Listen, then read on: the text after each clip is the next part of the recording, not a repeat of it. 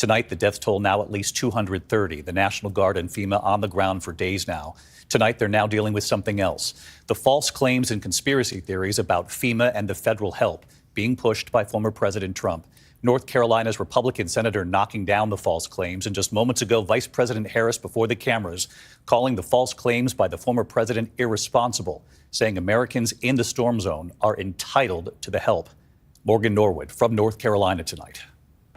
Tonight, with the death toll from Hurricane Helene now at 230 and massive recovery efforts still underway, federal agencies on the ground facing another obstacle: conspiracy theories and false claims spreading about the response. Amplified for days by former President Trump, who's falsely claiming FEMA disaster relief money is being spent on migrants instead of survivors. They're getting no help from our federal government because they have no money, because their money's been spent on people that should not be in our country. But FEMA's disaster relief funds are separate from other Department of Homeland Security programs that support migrant response.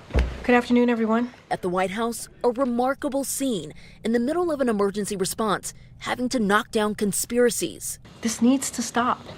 This needs to stop. If you care about your constituents, if you care about the people, if you care about Americans, you shouldn't do this. You shouldn't spread these falsehoods.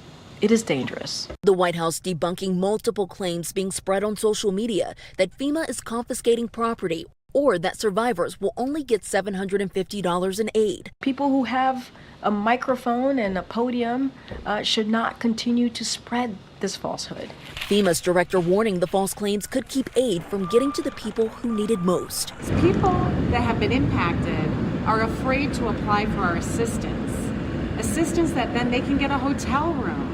They can get reimbursement for some of the costs or damages to their home. North Carolina's own Republican Senator Tom Tillis says issues on the border are not affecting the flow of resources into western North Carolina.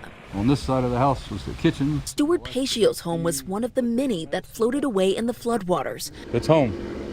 Now it's gone. Stewart says FEMA has been here and that they paid a visit just today, and says the baseless conspiracies are not helping those who are living through this. Instead of sitting around playing on your computer, you need to go help the people that need help. And late today, Vice President Kamala Harris saying what Trump is spreading after Helene is, quote, irresponsible. She also warned Americans to take this next hurricane coming very seriously. This one is going to be very, very serious. And I urge you to please just grab whatever you need. Listen to the orders you're getting from your local officials. They know what they're telling you, and they know what Milton is about to be. So please do that. The other point I'd make is that there's a lot of mis and disinformation being pushed out there by the former president about what is available, in particular to the survivors of Helene. And first of all, it's extraordinarily irresponsible. It's about him. It's not about you. And the reality is that FEMA has so many resources that are available to folks who desperately need them. You are entitled to these resources. People are entitled to these resources, and it is critically important that people apply for the help that is there to support. And David, we have been on the ground for days. FEMA has been here, so has the National Guard. In fact, FEMA is saying assistance for Helene has already topped $210 million. And David, one more thing tonight, a sign of the times, FEMA saying they put up a website called Hurricane Helene Rumor Response. David? Responding to the rumors tonight as well as to the tragedy there on the ground. Morgan, thank you.